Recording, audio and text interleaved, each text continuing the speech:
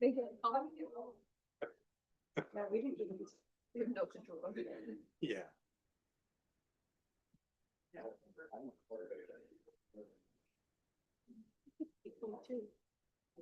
Do you understand? Are you kidding me? Recording in progress. Ouch. Probably be an hour and a half.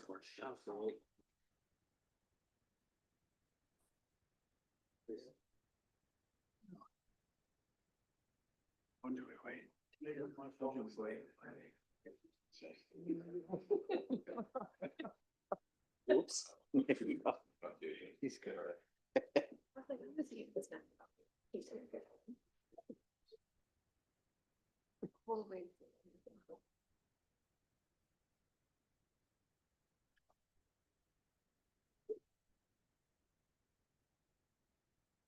Please rise as you're able for the Pledge of Allegiance.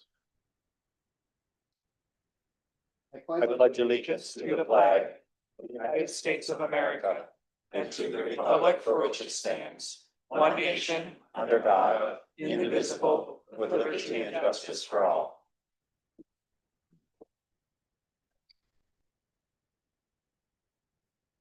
Welcome, everybody, to our July 21st, 2025 City Council meeting.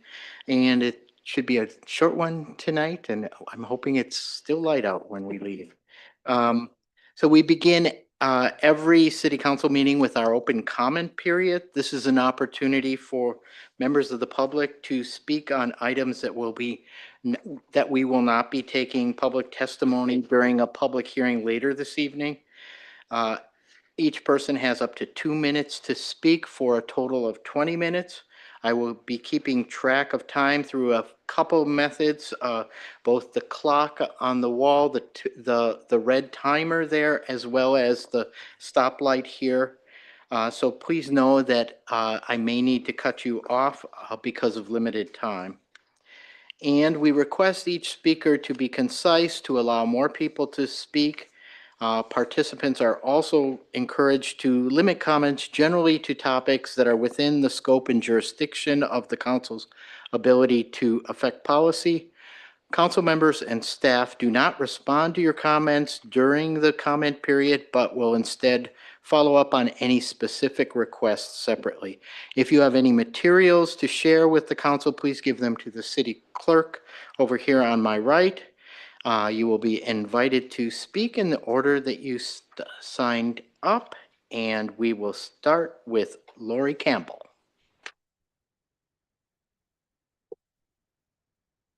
Welcome. You may need to turn on the mic. Good. The green is good? Yep, Okay. Tell me when I start. you go for it. Hi, I'm Lori Campbell, Treasurer of the International Relations Committee, which runs the Sister City program.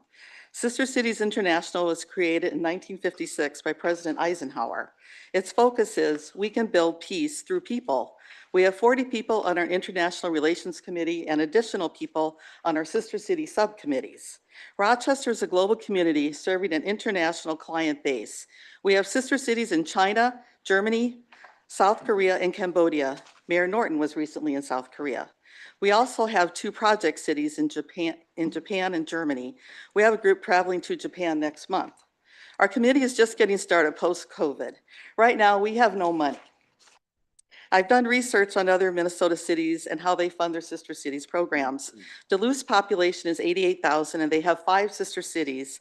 They have a part-time city employee who makes $40,000 per year, plus a line item in the city budget for $25,000. They do fundraising and apply for grants, which we also will do.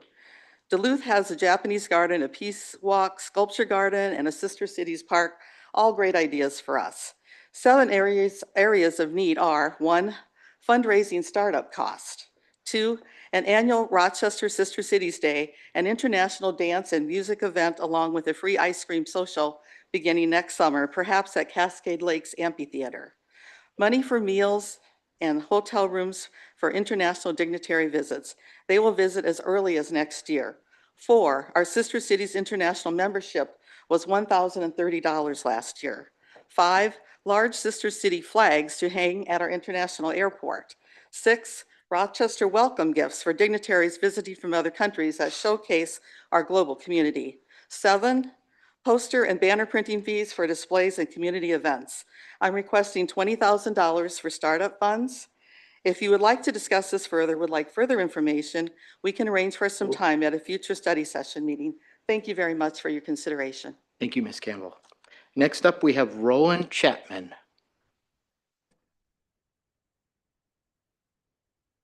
I'm Roland Chapman. I got concerns of a house in our neighborhood that needs to be taken care of. Who wants the photos of what the place? Why don't you hang on to them and then when you're finished there, you can hand them to Ann Casel over there, our city clerk. Okay, this house has been emptied. Nobody has lived in it for 35, 40 years. The property, my value of my property has gone down. I asked a realtor friend and he says, you're probably losing $10,000 and anybody else that has a house by this place. We watch raccoons go into the rafters in and out in the morning. Wild cats. Well, you get me, the house is probably full of feces. So what I am asking here, and I've talked to somebody else before this from the city, and nothing ever gets done. I've called about the weeds in the front. They're like this, which creates a problem when the cars are coming up. You can't see that direction. So what I'm asking for the city to do is look into this and please get it destroyed. It's just rotting there, rotting away. Mr. Chapman, could you tell us what street that house is on so that we as a council know what it is? And 1104 6th Avenue Northwest. thank you. And to do a good thing, as I expect all of you just to drive by it and tell me, would you live next to that? Thank you. Thank you. Next up, we have Craig Van Ort. Good evening, I'm Craig Van Ort, and I'm here with Roland about the same house. Like he said, I've lived there for 35 years. I've never seen anybody in that house. I did call about 2 years ago and got connected with a gentleman named Josh who handles abandoned buildings. And he told me the procedures. You got to send out 3 notices, you know, the owner lives in California, I guess. So they sent out the 3 notices and we talked after that was done. And then he told me that it had been turned over to the city attorney's office and I have not heard anything back from them. Like Roland says, it's just an eyesore in our neighborhood and we'd like to get something done with it. That's about all I have to say. Thank you. Yep.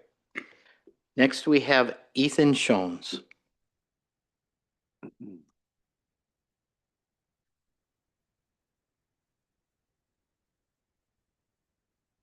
Hello, my name is Ethan Shones. I am a student at Rochester Community and Technical College, a worker at Quick Trip, and a member of Workers Strike Back. This is my student ID. In my 6 years at RCTC, I've used it to get to home, to downtown, to RCTC and back. I've used it to go to appointments, to go to after-school events, etc. But as of August 1st, that will no longer be the case for me or hundreds of other students. Because of the recent decision by the Rochester City Council and Rochester Public Transit to remove the park and ride from campus, RCTC students will no longer be able to make public transit for free. This decision hurts students and only serves to maximize the prospects of TransDev by accelerating this race to the bottom for working class and poor students. And TransDev now stands to rake in thousands of dollars in profits that students should be using for rent, tuition, food, and other necessities, but now have to use on bus fare. The Rochester City Council members and RPT will eagerly take money away from students while also aiding and abetting TransDev's attacks against the local transit union, who are still trying to get a new contract a year later. I urge City Council to not only give students their bus passes back, but to stand up for working class people and poor people, to fund free public transit for all by taxing the rich, demand that TransDev signs a fair contract with the union, and stop these cruel acts of union busting. To any working class students or people outraged by this, I urge you to join Workers Strike Back at solidarity@workersstrikeback.org. Solidarity. Thank you. Next up, we have David Montequin.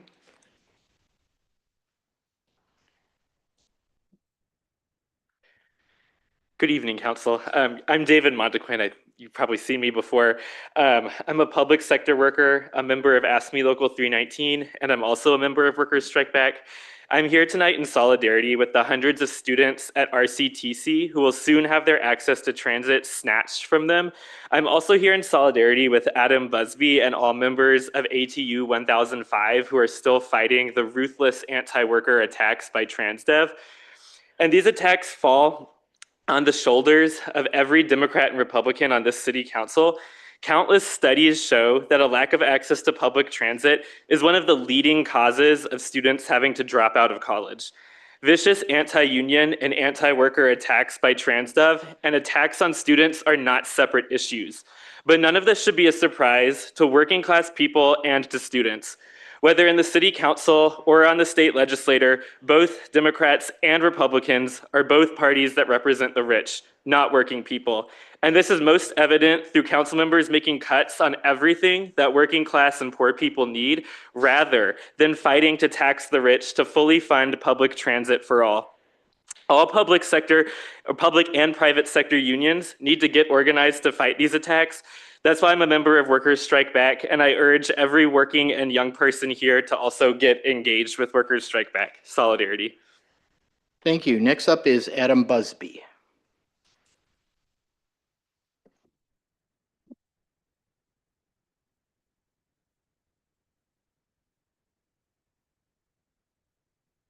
Good evening, City Council, Mayor. I'm Adam Busby, rep of the ATU 1005. I'm here to speak about TransDev management staff and their inappropriate and harassing behavior that is being protected. We had a supervisor approach a driver.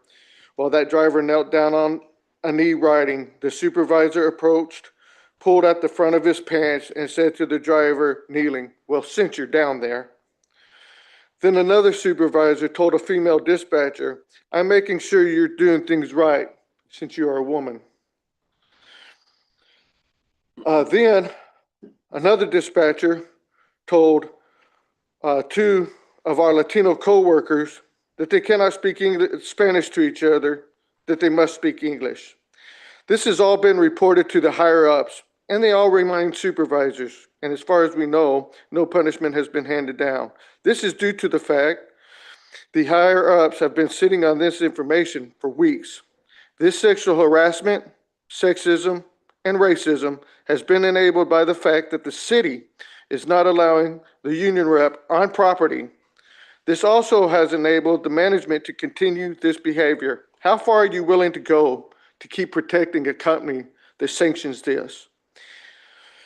In closing, most cities cater to their colleges and their students. I don't know why this city doesn't and is ending a hugely popular program as students riding the bus with their students' IDs. And I thank the student and the Workers Strike Back for speaking up. Thank you. Thank you. Next, we have Molly Dennis.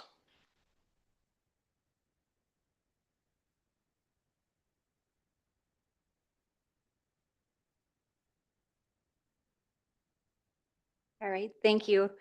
I would like us to also to echo my support for the students and unions who are fighting for transportation. I want to say another thank you sincerely to my daughter who missed her dinner tonight to drive me to City Hall.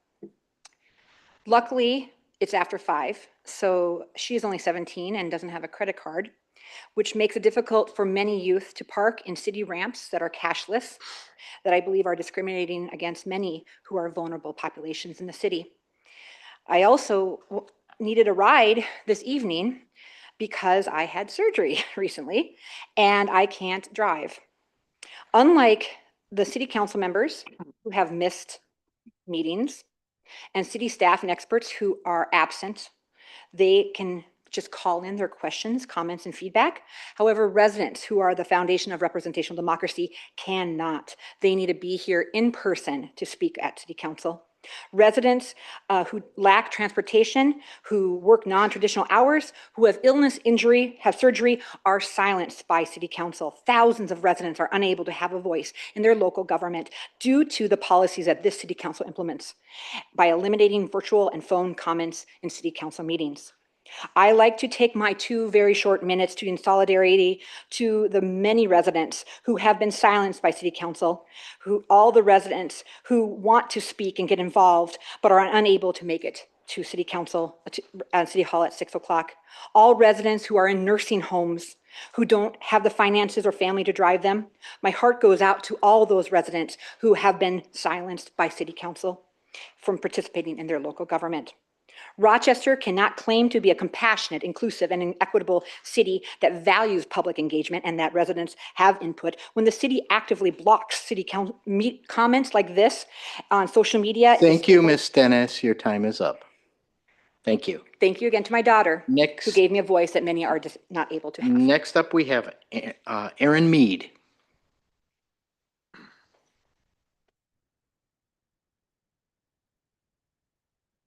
Good evening, Mayor Norton and council members. My name is Aaron Mead, and I'm speaking on behalf of We Bike Rochester, a local nonprofit committed to advancing active transportation, including walking and rolling, biking, and transit. While the bike is in our name, our work is broader. We envision a Rochester where everyone can move safely and comfortably without relying on a car. We're here tonight in strong support of engaging Tool Design Group for the downtown north-south active transportation corridor planning. Tool is an internationally recognized for designing safe, connected streets that prioritize people at street level. We're glad the city is partnering with world-class experts. Just as Rochester leads in healthcare, our public infrastructure should reflect the same excellence. Since local medical professionals promote daily movement, let's design our city to include activity in everyday life. We'd like to highlight that Mayo Clinic consultants previously identified 2nd Avenue as the most viable route if 3rd and 4th Avenues are not available, and we're encouraged that this option remains on the table. Improving active transportation benefits health, eases parking demand for Mayo Clinic employees, and supports the city's stated goal to reduce the share of people driving alone. Imagine a future Rochester with fewer parking ramps and barren surface lots, and more room for housing, innovation, public green space, and small businesses. That's the future this project can help unlock. This initiative isn't only about restoring a bike lane. It's about reconnecting neighborhoods, making downtown safer and more accessible, and investing in a vibrant, resilient, people-centered Rochester. Thank you for your leadership in moving this vision forward. Thank you, Mr. Mead. That's all I have on the sign-up sheet. Is there anyone else who wishes to speak during public comment? Seeing none, we will close public comment, and I'll ask Clerk Kasel to call the roll. Good evening. Councilmember Keen. Here. Councilmember Miller. Here. Councilmember Wall. Here. Councilmember Fredericks. Here. Councilmember Palmer. Here. Councilmember Doring. Here. Council President Schubring. Here. Mayor Norton. Present. Next up, we have the city administrator's report. Administrator Zelms, take it away. Excuse me. Thank you, Council President, Mayor, members of the council, those of us joining us in the audience here and in the ether. I always start off the reports by thanking our colleagues across the city for acting with respect, integrity, safety, and excellence in mind in everything that they do, providing service to our community members. So thank you to our team for the work that they do to provide a great city for our community. Also did just want to note, we are actually 2 Riverside concert series down already. The next one is on July 27th with the Waylon Jennings, and that will be opened by Molly Maher and her Disbelievers. So we would invite anyone that's interested to join us at the Riverside at Mayo Park across the street here and enjoy music. The music starts at 7 p.m. each Sunday. At the Rochester Public Library on July 30th in the auditorium from 4:30 to 5:30, there is a hands-on experience coming with Tom, the creature teacher. So you will have the opportunity, family-friendly event. If you are a fan of frogs, lizards, and turtles from around the world, you can check that out there with your kiddos. Also, we are celebrating Disability Pride Month, and the Pride celebration is going to be a free in-person celebration with music, food, art, and family-friendly activities. That will be at the Boundless Play Space and Activity Center. Can you please move the words? At 3825 Superior Drive Northwest, 4 to 8 p.m. Again, that's Saturday, July 26th. Also, did want to take the time to note that the RCTC Park and Ride is closing. That was a financial arrangement that we had with the school in return for those passes that were provided and go with the student ID, which never expires, by the way. Those rides were for free. The RCTC will be purchasing some bus passes and they'll distribute those to students that they feel still need to have the free rides. And routes 203 and 204 will continue to serve the RCTC campus. If students want to purchase a bus pass, there is a student rate that's available, and so they can purchase that at student rate, or they should talk to their faculty or others at RCTC if they have a financial need for a bus pass. Again, if you used to park there for Park and Ride, we recommend that you go to the Graham Park, also known as the Fairgrounds, near the Ear of Corn. We also have additional music that continues at Thursdays Downtown. Passport sessions are coming back on July 31st. Ooh, I'm not going to even attempt the name. There will be a wonderful musical audition coming, and that will be in the evening on 3rd Street Southwest and 2nd Avenue Southwest, the stage there, with live performances starting at 7 p.m. And that's all I have. Thank you. Next up, we have the mayor's report. Mayor Norton. Wonderful, thank you. I've got a couple things to share. It's been a very busy last few weeks. First was, this is the first time since I've been mayor that we participated in the U.S. Conference of Mayors and Baseball League, Major League Baseball play ball. And so the mayor's office supported the Honkers in providing a free day camp for kids. It ran from 9 to noon to 1-ish. And we had over 300 registrations.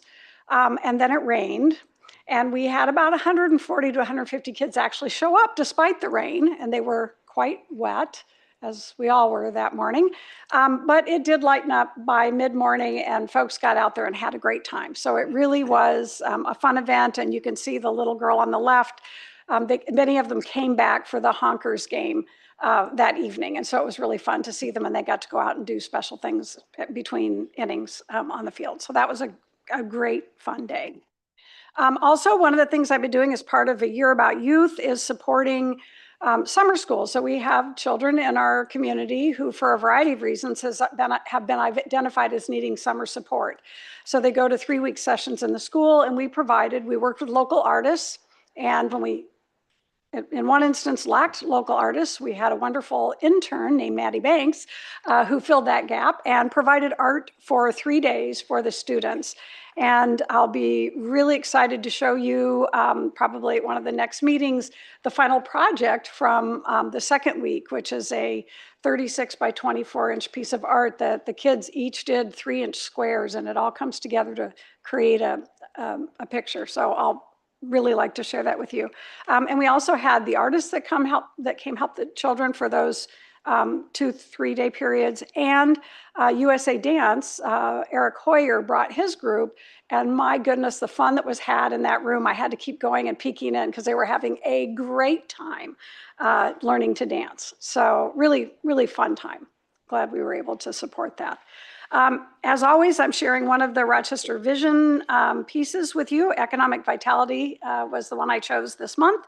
So a couple points that came through with Economic Vitality were diversification beyond Mayo Clinic. That was the #1 recognized item. And I will say I think the 5th one also was employment opportunities beyond the medical sector. So the #1 and the #5 were both very similar in that the people in the community are really looking for other opportunities besides just working at Mayo Clinic or being in the medical field. And I think we know that's been an issue for some time in the community, but when you have an employer as large as Mayo Clinic, it makes it a little more challenging. So we end up doing adjacent activities that support the industries that we have here. But that was something that overwhelmingly came through. Also, support for small and local businesses was requested, a strong call for fostering entrepreneurship and strengthening local commerce. People want a city that helps small businesses grow and succeed, especially those that are community rooted and culturally relevant. The third topic that showed up was lower taxes and government spending. That will probably not come as a surprise to anyone here. Many community members feel the tax burden is too high, government spending is ineffective or wasteful.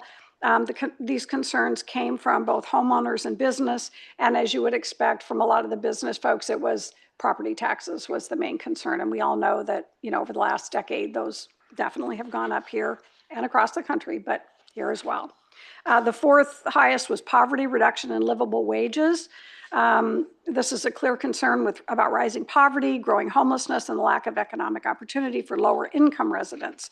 Residents want more pathways to financial stability. We talked about living wages, job access, second chance employment, and affordable living. And I would say we actually have a fairly robust nonprofit sector that tries to deal with these issues, but maybe is not reaching everyone, given that it was number 4 on our list. And then, as I mentioned, the last one was employment opportunities beyond the medical sector, that people want to see more variety, that was italicized, in the options and job types that we have, including trades, retail, education, tech, and other fields beyond healthcare. And I will say that our second, most, I think, popular issue we have beyond healthcare in this community was education. So, and it is one of our larger sectors, but I think people want other options. And then there was a final one of business-friendly environment and incentives. Many emphasize the importance of reducing bureaucratic hurdles, increasing city-level support to attract and retain businesses, especially those outside the downtown core or in emerging sectors. And I do think there's a little bit of resistance that I'm not sure resistance, but a little bit of concern that we're spending too much focus on downtown, forgetting that there are businesses across our whole community and they want to be recognized. So that's what came through on that report. And a couple highlights here of things that are happening in our community. First, we have the canine, was it training or competition that went on. So all 5 of the Rochester Police Department's dual purpose canine teams passed their certification trials in St. Paul. Out of the 59 teams, Officer Matt Boron and Canine Gamble, so the dog, earned first place in apprehension, and Officer Sarah Cronk and Canine Finn took 3rd in evidence search. So congratulations to those folks for their work. And I did want to point out quarterly or I'm not sure even how you say that. Whatever 3 is, not quarterly any longer. There is a RPD newsletter called the Chief's Corner where you can get an update about what's happening in that last non-quarter. And if you want to contact me or the chief and just ask to be emailed that, it's informational, kind of will keep you up to date about what's happening. And lastly, on the RPD front, Safe City Nights is tomorrow night at Harriet Bishop Elementary, the new Harriet Bishop. I go there and I don't even recognize it, from 6 to 8 p.m. So they've been saying it's a little difficult to track attendance, but if they count the plates of people that eat, and we know not everyone eats, but a lot of people do, they've estimated more than 2,600 people attending the first 2 events. So it does get a great turnout, and lots of good relationships are built. So that's the schedule for the rest of the summer. And we are going to have a community conversations coming up soon. So I just want to give you a heads up. It will be facilitated by Chow Motella, our Diversity, Equity, Inclusion Director.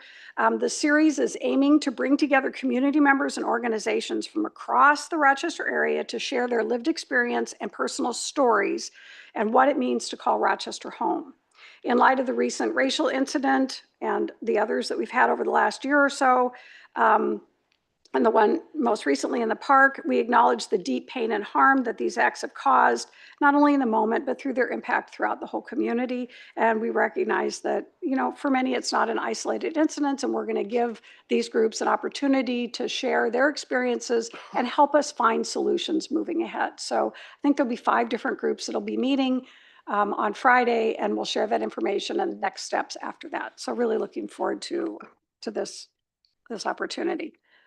Did just want to tell you that I came back, here I am, from the National League of Cities Summer Board and Leadership Training. And just to let you know that the focus was on federal advocacy. So we talked about advocacy throughout all the committees that National League of Cities had. We had a lot of great updates about the BBB. And we also, in my committee, Human Development, we talked a lot about many issues because Human Development covers the whole realm of things, everywhere from childcare to immigration. So we had a really great meeting, and we're going through actually the policy book and deciding what we're going to lobby on this year. So that's the work we're doing now in the next 3 months before we come to convention with resolutions and ideas. And the final day was a tri-committee meeting. So HELO, which is the Hispanic and Latino group, the Human Development and the Public Safety folks all gathered in one room and talked about immigration. And there were a lot of stories told from across the country, what's happening in their communities, how it's happening, what concerns they have. And we had a well-known immigration attorney who was there to kind of offer advice and provide some guidance. And hopefully the National League of Cities will provide cities from across the country some information that will help them because National League of Cities, as you know, has large and small cities, and many of the small cities don't have the capacity to do some of the work that some of the larger cities do. So when we share our ideas and share them with other cities, we're helping folks across the country. Again, boards and commissions, we still have a few openings. I'm doing interviews this week on sustainability and resiliency. If you know anyone who is interested in any of those boards or commissions, please send them my way. The application is online. Takes just a few minutes to fill out, attach a resume, and I'll be happy to interview you. And last but not least is I'm doing a newsletter. You guys probably don't want to read it because you see enough of me, but if your constituents might be interested and you have an opportunity, you could share this QR code with your constituents, have them sign up, and it's short and sweet, and it has lots of pictures. So should be good for everyone. That's all I've got. Great, thanks, Mayor. Do you plan to do that newsletter triannually or quarterly? Or some period. You. Moving on to our order of the agenda, I have two additions to the agenda under H1. There is a third resolution, which is both resolutions are contingent upon approval by the DMCC. That this has been added to the public agenda at 4 o'clock today. So wanted council members to flag that for them. And then also under other business, Councilmember Keen will give an update on RPU. And with that, are there any other changes to the agenda? Seeing none, is there a motion for approval? I'll move to, with the stated changes. Moved by Councilmember Keen, seconded by Councilmember Wall. All in favor, say aye. Aye. Any opposed, say nay. Motion passes. Moving on to our consent agenda, Councilmember Wall and Palmer are pulling item F7. Are there any other pulled items? Seeing none, I'd invite a motion to approve in block items F1 through F6 and F8 through F14. So moved. Second. Moved by Councilmember Miller and seconded by Councilmember Doring. Any discussion? Seeing none, all in favor say aye. Aye. Opposed, say nay. Motion passes. And moving on to the first of our two reports. H1 is a contract with Alcor Construction, Link Bus Rapid Transit, BRT Architecture Stations and Transit Center. And it's amending the 2025 Destination Medical Center budget, and this will be presented by Mr. Sampson Brown. Thank you, Council President. Good evening, Mayor, council members. We're here to request your support for the award of bid package Volume C for Link BRT project, which consists primarily of the pedestrian tunnel at the St. Mary's neighborhood area and constructing the station platforms along with other project amenities. On June 17th, bids were publicly opened For this project, the city received one bid from Elcor Construction of $73,174,436.62. The low bid received was approximately $16 million over the engineer's estimate.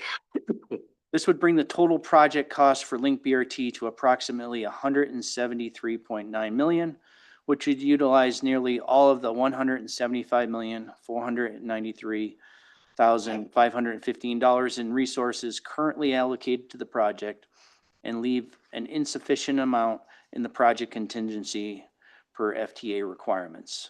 The city is requesting an additional allocation of DMC, city and state transit aid funding in the amount of $21,240,393. This would bring the total Link Rapid Transit project budget to $196,733,000 and would restore contingency levels to $22,752,072. Attached to this council item is a requested budget exhibit, which may make those numbers make more sense for your reference. And with that, I'd be happy to answer any questions on the project. Questions from council members? I'll start. Mr. Sampson Brown, can you talk a little bit about when it comes to the contingency of 22.7 million and where the project is now, what do you see may make us burn through some of that contingency, if not, and at what level? Sure. And there's kind of a two-part answer to that. So we're currently operating under a May 16th DMC Board of Directors resolution regarding Link Rapid Transit Project contingency funding expenditures. And they basically bucketed the anticipated expenditures into several categories regarding necessary expenses for change orders. So that would be things like perhaps a unforeseen location of a water main utility or something is in the way of a foundation. We need to move that. So that's general definition of necessary. Optimization is things like as we're working through the project, we realize perhaps there was a tree or two that we could add to the landscaping plan that was maybe oversighted in the original bid document. So we're just optimizing the design as we go, generally in small dollar buckets. And then business forward expenses related to supporting downtown local businesses along the Link corridor impacted by construction. So starting tomorrow, if the DMC board chooses to vote in support of those contingency spending authorization will change. And on their agenda is what Exhibit B, and it's called Unallocated Contingency Funds may be used for changes that are strictly necessary to complete the project as approved by the DMC Board of Directors. And those are defined as unforeseen site conditions. Again, perhaps there's an abandoned foundation in the way of the planned work, required modifications to adjacent infrastructure or property.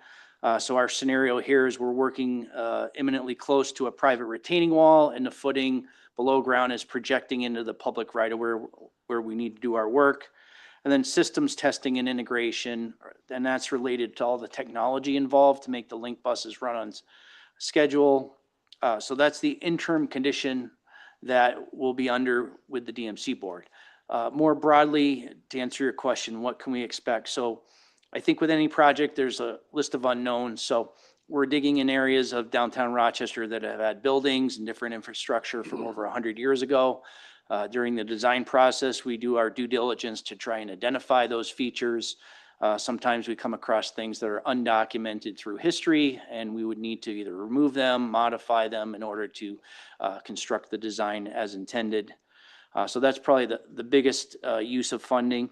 I do think there's value to continuing our business forward relationships. We've been focusing over the last several months with the St. Mary's businesses, and I believe those relationships are paying off. We've added things like pedestrian wayfinding signs at the curbside along sidewalks to give potential customers the confidence that they can navigate their way through the construction zone to reach their favorite restaurant or maybe a hotel. So I see there's value to there. And then also, I do think there'll be, as with any project, no design is perfect as much as we like them to be. So there may be some oversight items such as landscaping, or maybe we need to recommend relocating a fire hydrant a few feet left or right because what we, was improperly placed in the design plan, and we need to maintain standards related to building or firefighting codes that have minimum requirements. So generally, those are the broad buckets of contingency spending. I would. Thank you for your thorough answer. Ms. Steinhauser? Yes, thank you, Council President Schubring. The only thing I would add is that we intend to monitor contingency every single month and provide a quarterly report on how contingency dollars are or are not expended. Thank you. Any other questions, council members? Councilmember Palmer. Thank you. The contingency fund, let's say it doesn't get used and everything's perfect. Where does that money go? Thank you for the question, Councilmember Palmer. The funding is restricted funding. It is county transit aid and state transit aid, so it would stay in that bucket. The idea is that any remaining balance in the transit aid buckets would be used for future support of BRT capital and maintenance dollars associated with the infrastructure project. And I don't mean this in a negative way, but I mean, this is not a slush fund that, oh geez, we're getting into the project. Let's put gold-plated something up. Our contingency would be used and really want to be left for after the project started and see if we need to fix something. Would that be correct? That is correct. It is a restricted funding source. We can use it for bus replacement and transit-related activity. And so that is the anticipated use is for capital replacement related to Link BRT. And it could also be used for future transit study, but it is not a fund that can be allocated to other kinds of expenses. It is restricted.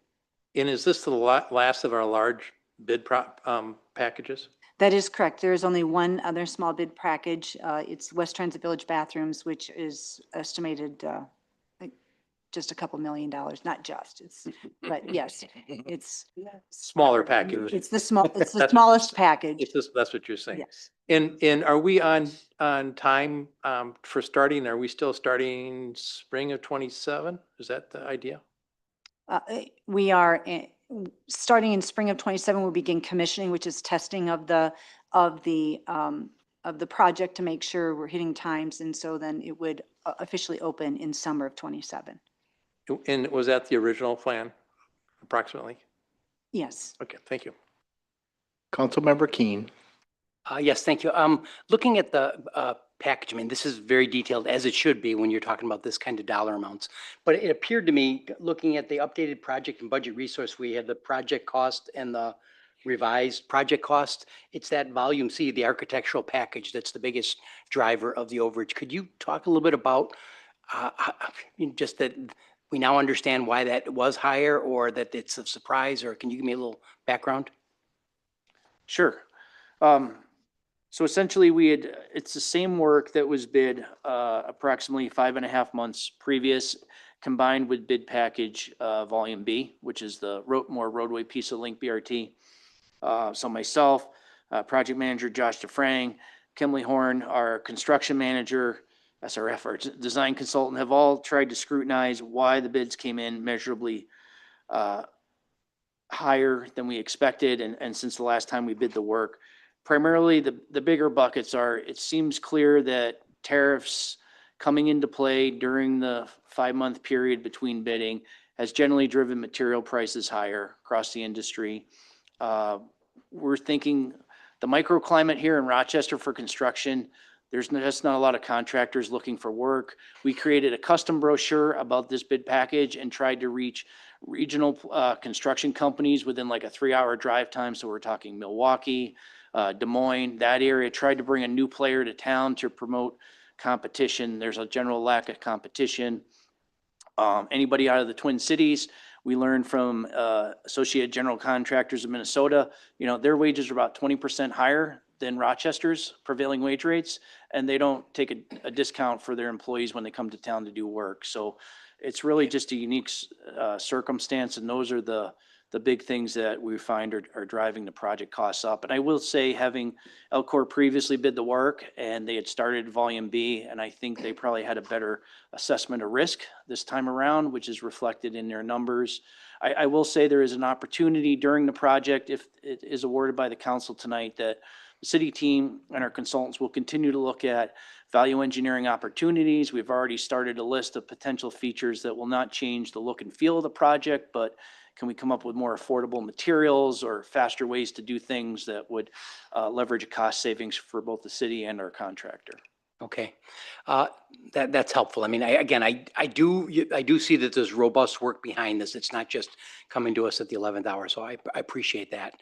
The thing we added with the idea of like, and it seemed obvious that it's dependent on DMC, but we added that thing to our resolution. I'm assuming that's like a formal decision that has to be made, but is there any discussion across the team that that's at risk, or we don't know what's going to happen there? I'll respond to that question. Thank you, Councilmember Keen. We have had a lot of conversation with DMC. Our partners at DMC are providing the same kind of information to their board that we've been providing to you about what's the reality of this bid. So we feel really confident that we will be going into a meeting tomorrow with their support for this project. Okay. It's never final until it's final. But again, the source of funding is restricted. It's not that it's competing with other kinds of things that Destination Medical Center would like to fund. So I think they understand the reality of the microclimate bidding environment that we're in and why that's a reflection, and not compromising on the design of the project so supporting it in that regard. Very good, very good. Again, I'm pleased to see that. I get a little cringe when I hear we're talking about, while we're doing the bidding, talk about value engineering. I mean, I don't want to start out with the idea of what can we do here, but let's try to stay with what we're doing. I guess the last thing I want to maybe just stay and make sure it's still true. We're dealing with this big BRT project with this idea of the federal grant being the base of it, and then the local match is DMC. Has that changed at all? Is there any other local funding now going into this because of some of these cost changes? Thank you for the question. No, the funding sources are state and federal funding and Destination Medical Center, county and city, state transit aid. Those are the funding sources. Very good. Thank you. Is there a motion on this item? I'll make a three-part motion here to, number one, adopt a resolution awarding the contract to Elcor. Number two, adopt a resolution to amend and approve the 2025 DMC Corporation operating budget. And number three, move to that both resolutions are, I acknowledge that both resolutions are contingent on approval with the DMC Corporation Board in the near future. Second. Moved by Councilmember Keen, seconded by Councilmember Miller. Councilmember Keen, any more further? Yeah, I've been at this longer than some of my peers, but the size of these numbers is staggering. These are bigger numbers than what we're used to working with. But again, if you watch this work is culminating in a project that's been going on for about 6 years. So it's understandable. It is, with any project this big, there's risks in it. But I'm hoping this idea of like a bus rapid transit will really improve public transportation in our community and make it so that you can really depend on public transportation in 15-minute intervals, whether you're going to work or going for any other reason to be going along that 2nd Street and 3rd Avenue corridor. So I'm hoping for the best and continue to work through it. Councilmember Miller? I'll just add, I appreciate how far along we are in this process, and it's not acknowledged, but the alternative is to go back and totally redesign the project, which at this rate pushes costs well beyond anything that we can even imagine. So just acknowledging for the public to the work that's gone into this and where we are. I appreciate also the context of the items that are beyond our control, particularly the tariff risks that's driving up costs. It is the reality of the world we are in now in 2025, and so I appreciate that context. And I look forward to this project being open. I think it is transformative for our community. I think it is transformative for the downtown economy. And I am glad that we are now nearing the final bid award, pending the bathrooms. So. Seeing no further discussion, all in favor say aye. Aye. Any opposed say nay. Passes unanimously. Moving on to item H2, which is the contract with Tool Design Group for professional transportation planning and engineering design services. Mr. Sampson Brown, you are the star of tonight's city council meeting. Go for it. Thank you, Council President. This evening, we're requesting authorization of a contract with Tool Design Group in the amount not to exceed $224,889. The scope of work covered by this proposed contract with Tool Design Group covers two primary aspects. It recognizes 6th Avenue Northwest-Southwest as a crucial multimodal corridor that connects the Mayo Bold Forward Unbound initiative on the east side of downtown with key residential neighborhoods to the west and to the north of downtown. This proposal supports a complete street corridor development strategy, including placemaking and public realm improvements in one of Rochester's densest urban areas. As part of this project, the consultant will reimagine 6th Avenue through conceptual renderings that integrate multimodal and active transportation principles, thus accommodating pedestrians, cyclists, businesses, and freight needs. They will also evaluate options for a new north-south bike lane alignment, each requiring a unique approach to differences in corridor context. Scale CAD drawings will be developed to help ensure feasible engineered concepts are developed, and especially where proposed improvements overlap with upcoming Bold Forward Unbound infrastructure. These preliminary designs will serve as a foundation for final design and construction, ensuring cohesive and forward-compatible implementation. In addition to the corridor concept development work just noted, Tool's scope of work also includes essential engineering analysis of previously collected study data, community input, and resolving any data gaps if needed. Their team will apply MnDOT, state aid route design standards, Federal Highway Administration standards, AASHTO design standards, and local design standards to ensure that the proposed solutions are safe, functional, and constructible.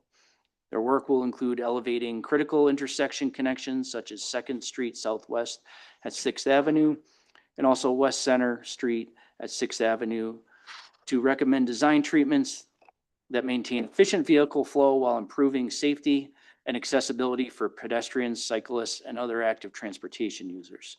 This project will also address broader system connectivity, supporting long by ensuring access to BRT, transit, and neighborhoods, while coordinating closely with storefront businesses and private development to ensure implementation success. The corridor concepts developed by Tool for both 6th Avenue and restoring the north-south bike route connection will improve people's safety and comfort while improving function and aesthetics for all transportation user types. I'd also like to acknowledge tonight that Mitzi Alex from the Tool Design Group is here in attendance with us this evening. With that, I'd be happy to answer any questions. Councilmember Wall, you were one of the two council members pulling this item. Yes, sir. Thank you. And I'll just start with the reasons why I'm pulling, and then in discussion, I'm willing to go further. I'm pulling it for reason one, nearly $250,000 for simply the cost of consultation. Number two, an understanding of the potential cost of the project after design has been submitted to the city, although Ms. Steinhauser gave us some more information later in the day that indicated that could be around $13.5 million. And finally, a discussion of the elimination of community engagement entirely in favor of stakeholder engagement. Who are those stakeholders?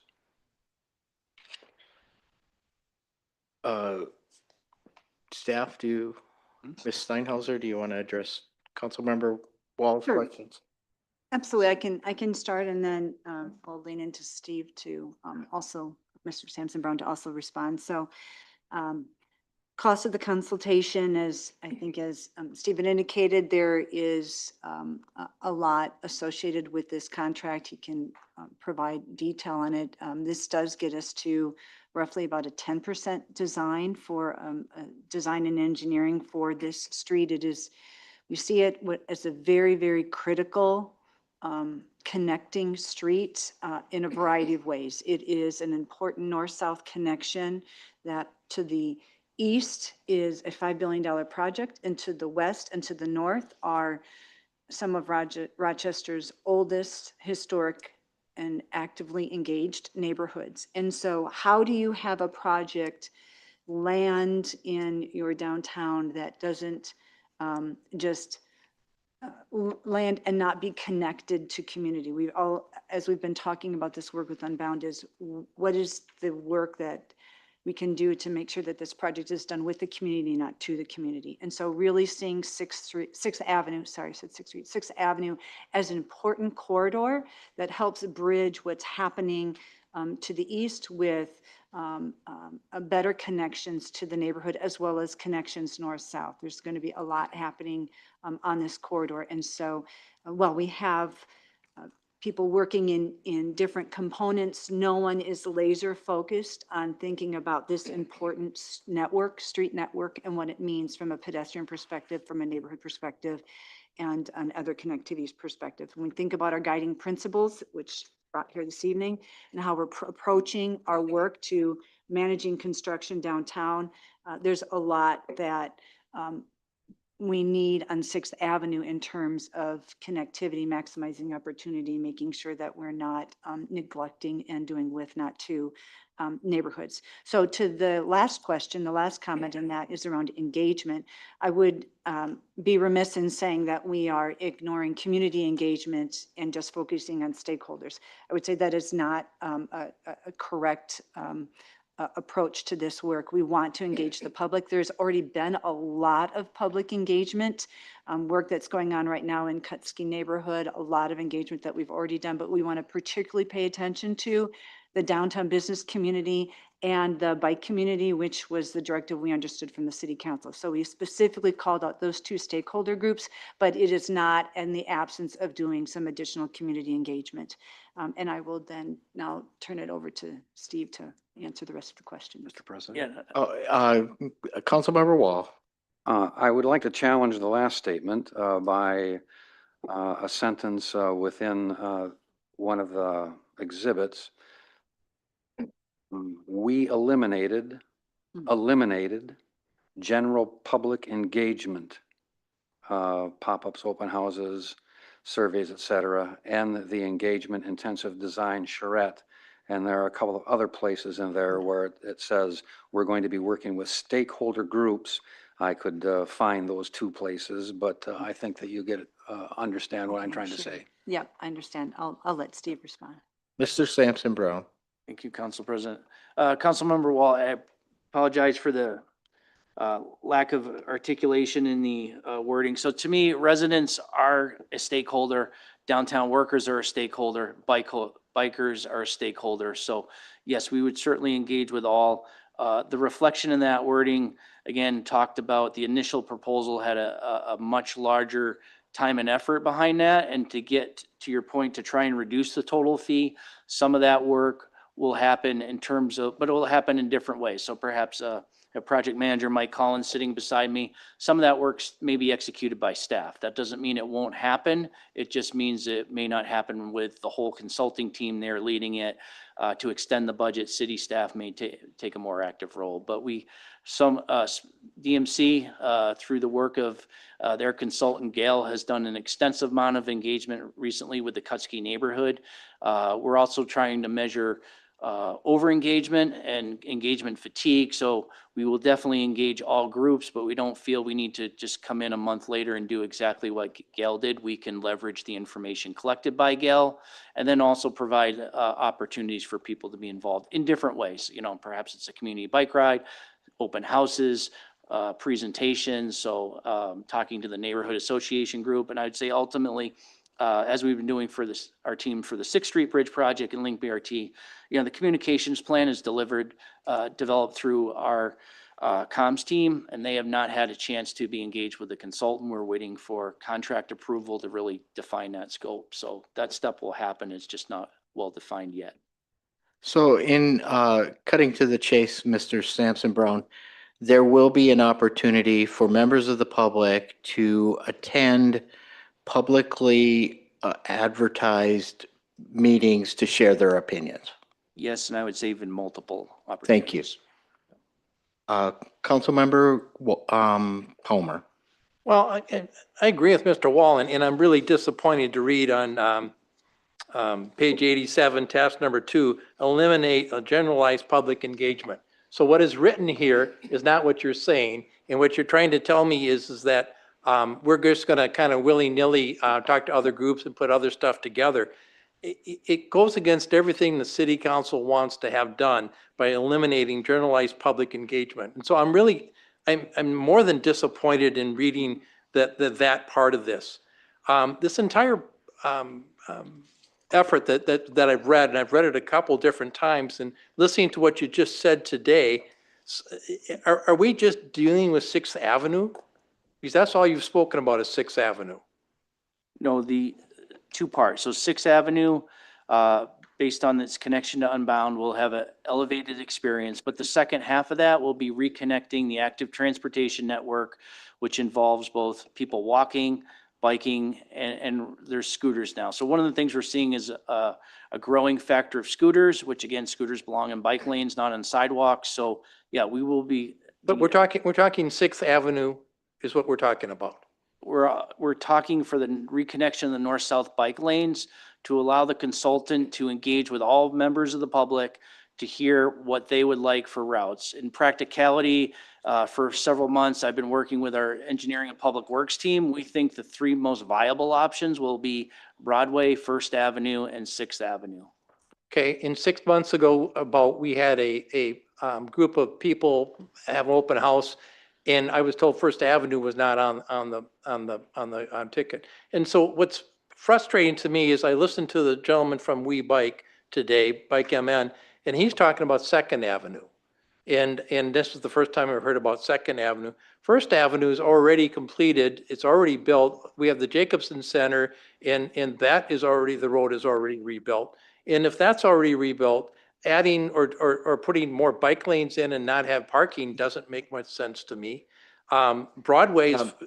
Can I? Mr. Palmer, well, I guess I saw a member of staff wanted to address that last point. Well, can I finish? And then, because they like to talk a long time, I like to do mine, Absolutely. and then they can answer the questions at the end. That's why I was asking you Okay, if you thank you. wanted to be interrupted or not. No, I don't. You can Thank you. continue. Thank you. And so I asked a bunch of questions, and I got some answers late in the afternoon today. I did send them at 8 o'clock this morning, just to be clear with everybody.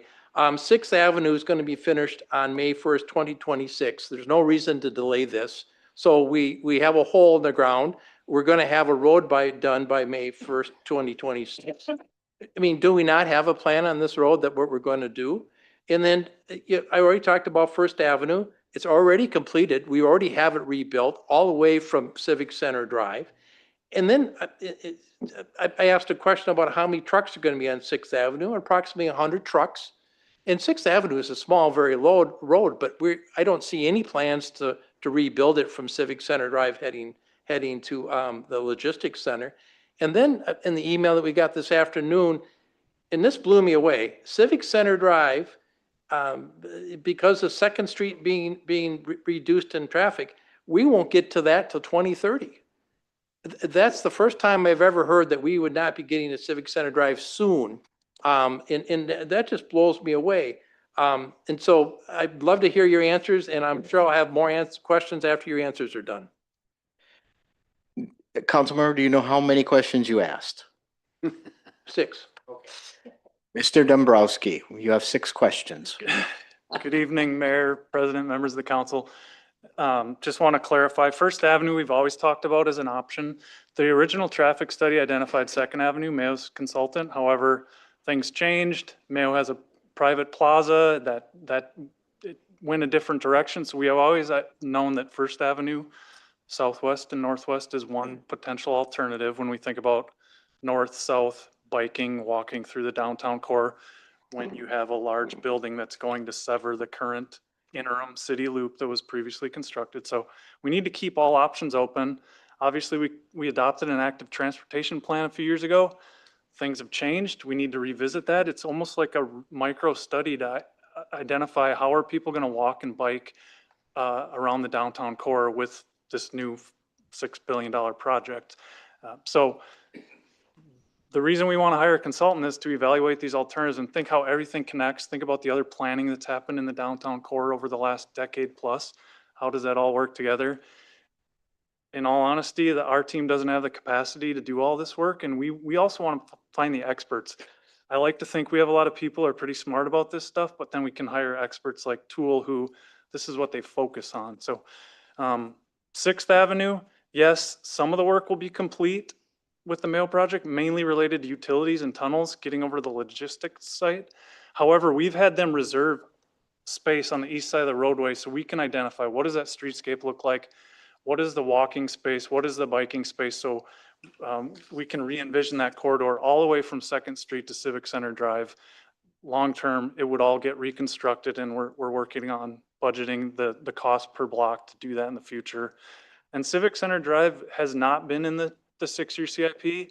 We realize it needs to be in there now, and we need to start planning for it. So coming on the heels of the project being complete, we can really focus on upgrading that Civic Center Drive corridor. I don't think I answered all 6, but those are the sort of the high points I wanted to get out of that. Did you cover First? Yes. So, and I guess the other thing I know with First, it has been reconstructed over the years in different pieces. There are segments though that have not, like along the Proton Beam project, we've known that we want to wait till their trucks beat up the roadway. This, even prior to Unbound, we were always planning to reconstruct First Avenue after that Mayo project was done with the Proton Beam. So there are segments where we really need to look out, how does everything connect? How is it consistent so people aren't confused, as users out on the roadway? Mr. Niemeyer? Yep. More Yeah. information? Thank you, Council President. I just wanted to add on Civic Center Drive, frankly, with the amount of construction we have planned in downtown in the next, 2 to 5 years, frankly, we don't think it's possible to tackle Civic Center Drive construction until some of these other projects proceed ahead of it. And we're also at a point now where we're just starting to imagine what Civic Center Drive might look like. We haven't pulled together funding packages or anything of that nature, including potentially pursuing grants that might help with that work. So realistically, project timeline, by the time we get in the ground on that one, 2029 might be the very fastest we could pull it off, just given where we're at, not having it in the CIP and planned out at this point. So we have Councilmember Miller, Keene, and Wall. Councilmember Miller? Yeah, thank you. Could you talk a little bit more about the engagement that's happening right now that is open to the general public that can inform this? I mean, I know you mentioned Gel, but can you talk a little bit more about how concepts related to this plan are coming up in those sessions? Yeah, thank you for the question, Councilmember Miller. I will attempt, that work is being managed by Destination Medical Center. And so just for some context, as once Mayo announced the Unbound project, we have been meeting for 1.5 years as a team to understand potential work that will need to happen in generally a 25 to 30 square block area. What's the minimum work that needs to happen in terms of streets that are being touched by Mayo that we should go in, and again, thinking about a dig once mentality, go in and definitely also touch those blocks, but then thinking about if we go beyond that and beyond the core work, where the direct impact and then the broader impact, and not doing this in a vacuum, but thinking about, we can decide, hey, it makes sense. We should do something here on 6th Avenue. We should do something here on 1st Street Northwest.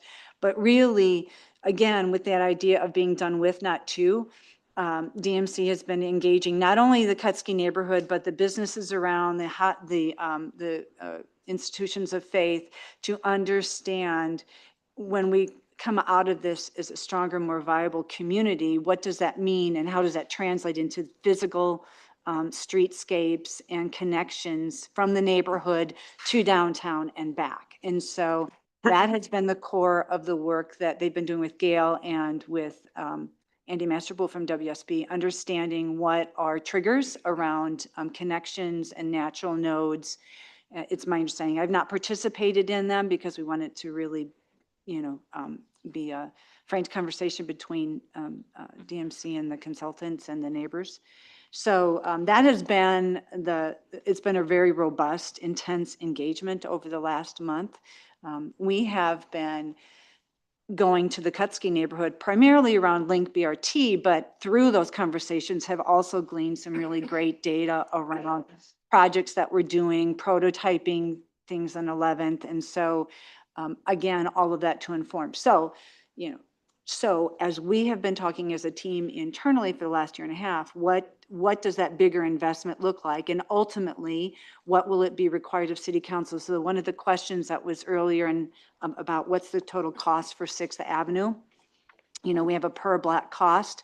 How much of that actually lands on the city kind of depends on what our costs that Mayo has to do because of their project, and then ultimately drives our ask to DMC for funding to do this work. And so that is kind of the sausage making that's been going on and will continue to go on in terms of how we direct resources to these areas. So again, that we come out with a much more vibrant, not more vibrant community project, not just a $5 billion project, 2.4 million square feet just landed without any consideration of what the edges look like and the penetrations into the neighborhoods and into downtown. I appreciate all that context. And really just sticking with the public engagement though, is there not also a separate historic district planning process with public engagement that contemplates mobility also happening right now? Yes, and Ms. Woodward could speak to that. Sure. If you have. Go ahead, Ms. Woodward. I was just going to confirm that we're also doing that as part of our public realm plan for the historic district and looking at some of those options, and we'll integrate with this other work as well. And so this is going to be rhetorical, but would it not be confusing to start a new generalized public engagement related to a separate project that contemplates these same concepts? I would agree with that rhetorical statement. And so I guess I mentioned that not to make light of any other comments that have been made, but I've been able to participate in several of these engagements and talk with community members and see broadly that it's reaching quite a few people. And I have heard some of the same concerns that my colleagues have, and I've tried to question how much we might be trying to reinvent the wheel every time, but actually learning from some of the engagement that we've already done. Because similarly, I was able to join the historic district planning, and one of the comments that came through is we've been engaged over and over and over, and what do we expect is action and results. And so I look forward to us learning from these other engagements and not throwing it out and starting over. But at the same time, I know we've adopted inclusive decision-making and inclusive growth management, both as a priority and strategic priority and foundational principle. And so I hope that that's clear in all of these processes that the community, and I appreciate your comments, Ms. Steinhauser, about change happening with the community and not to the community. My second question, though, is about the differentiation between this contract and 6th Avenue and then the reconnection of the active transportation network. Can you talk about the difference between those two pieces and maybe even answer the question, are we putting our thumb on the scale by prioritizing 6th Avenue study into generating a preferred connection for the bike active transportation network? How might those be thought of separately? So I will let Mr. Sampson Brown respond, but I do want to just caveat it with, again, we need to address what 6th Avenue looks like in light of the future that's coming. It is not to say that we have made a decision that 6th Avenue is where the bike lane solution goes. And just to add to that, to me, thinking like a civil engineer, in terms of a design development process, generally the consultant's going to lay out 3 independent corridors. Perhaps there's another option that none of us here and city staff have thought about, but likely those 3 corridors. And as they're generating 6th Avenue, that option, there'll be a scenario where there is a separated cycle track, protected cycle track on one side.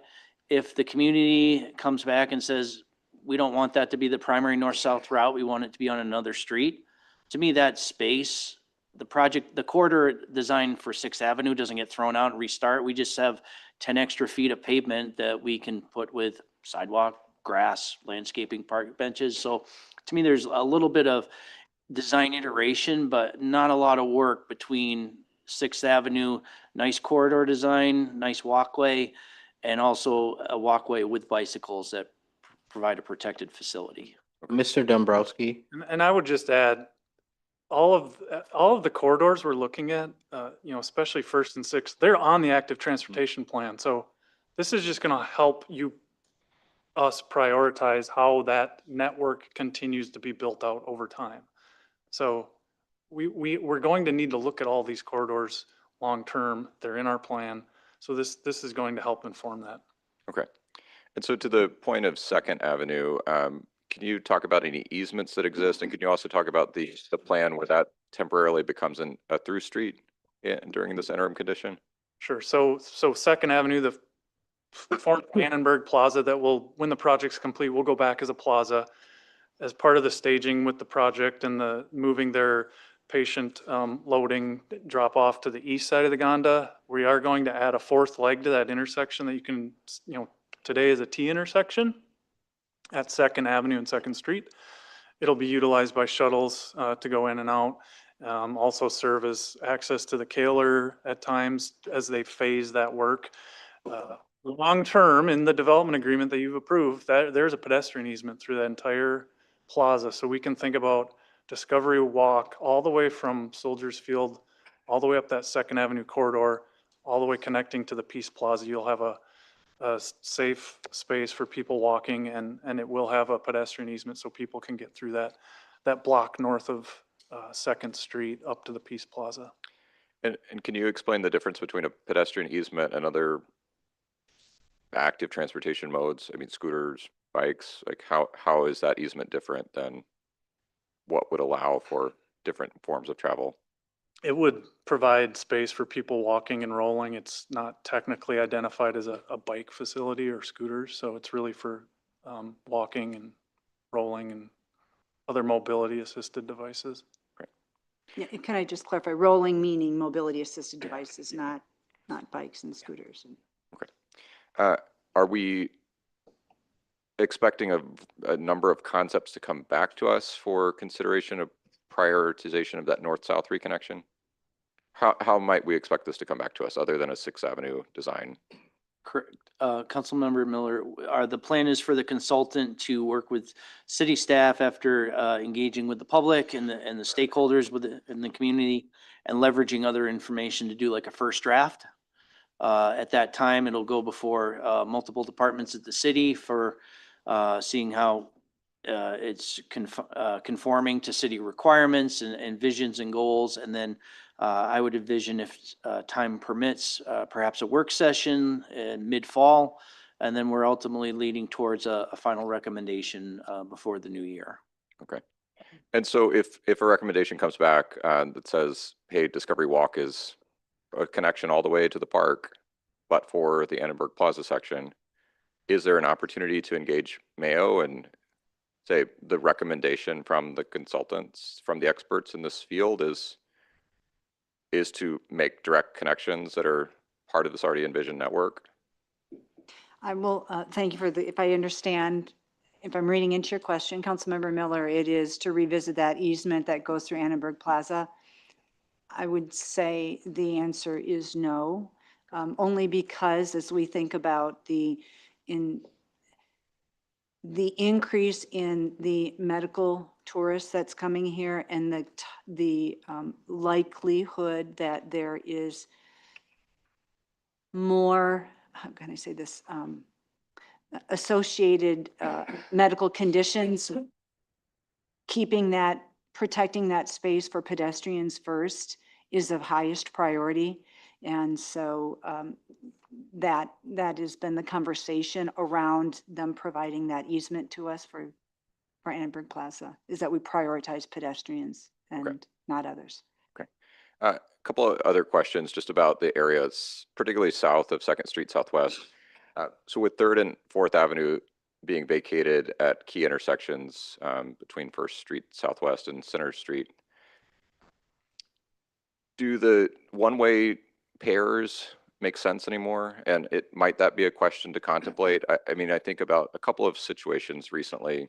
First, there was a pedestrian associated with Mayo Clinic who was seriously injured in a collision there because his view was blocked by bus and there was active travel next to it. So thinking about safety, is that within the scope to consider the layout now that these streets have fundamentally changed in their function? I can take that one. Councilmember Miller, yeah, I think as we get into like I mentioned, looking at the broader overall network and how things are connected, those are the types of conversations that we can throw out there, and whether it becomes part of this work or future work for our team to consider. I have discussed it with our traffic engineer, and you know, like, we couldn't give an answer today, but it's definitely something worth evaluating with the way that those one-way pairs are now cut off, you know, in the center of downtown. And I just also highlight the Discovery ramp has multiple exits that are supposed to be northbound only, but there are frequent illegal movements heading south. So if we go by what people want to do, they also want to turn against one-way traffic there.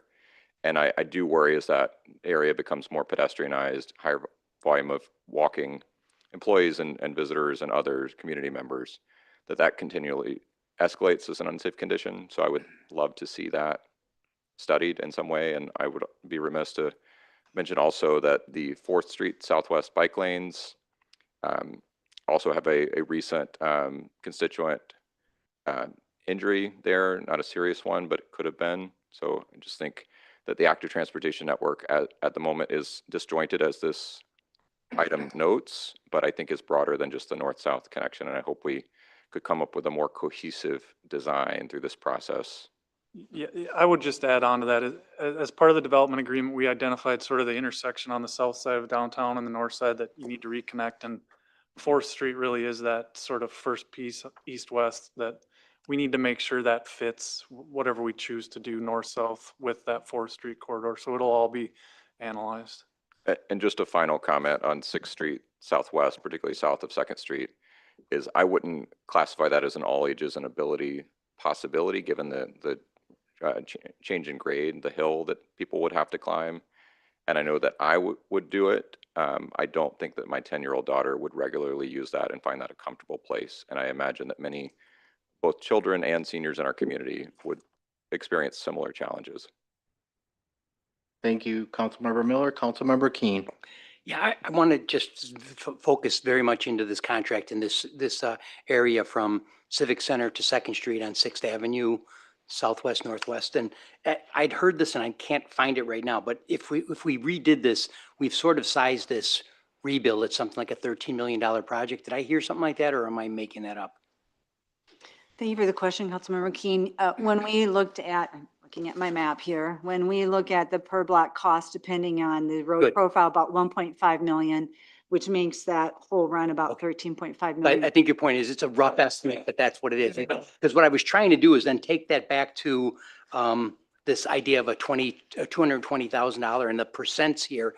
Is that a reasonable ratio when you talk about if we go this way? And I think that's kind of the problem here. We don't know we're going to go this way, but if we were going this way, is that idea of getting to 10% design with, like, what would that be, like 8% of the cost? Is that a reasonable expectation, or is that usually the rates are much lower or much higher? Just round numbers as we're estimating projects, you know, we would look at the overall planning, design, construction documents for a corridor of this type in the 8 to 10% range. Okay. So we're talking about 1.5% right now, which to do some of the upfront planning, it's not throwing things out of whack. Okay. And then I want to I want to make sure I understand this, because I've heard study, but I've also heard it gets us to 10%. And I don't think a study gets you to 10%. I think this is a planning and engineering thing that we're bidding on, and not a study. What is the correct language here, or what's the correct concept? Councilmember Keen, I can start with that answer. Yes, it's 10% design. The difference on this corridor compared to other, I'll say less complex corridors, is understanding that there are things in the street that have not been built yet or are being built.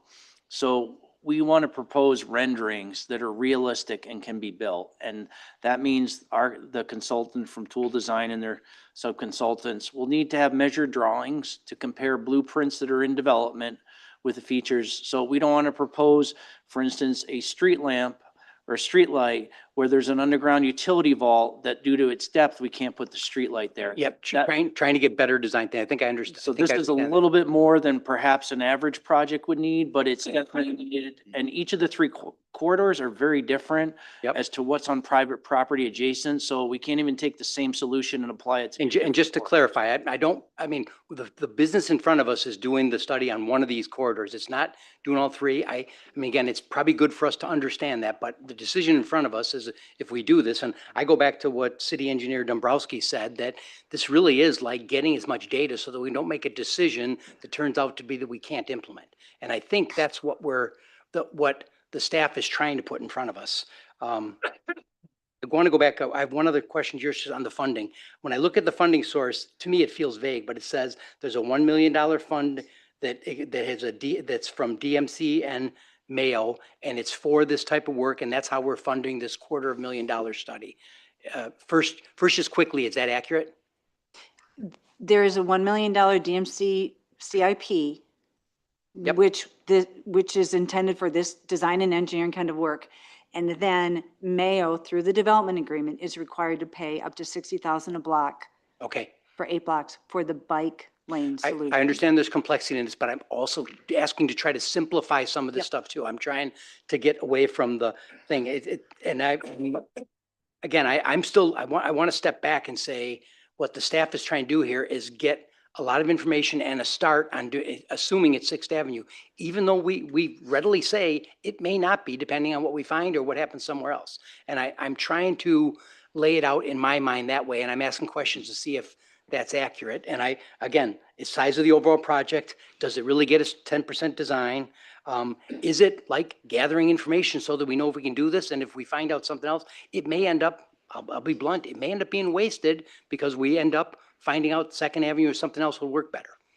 I don't expect that because I mean, from the beginning, I thought 6th Avenue is going to become a traffic place because of what we're doing on closing the other 2 roads.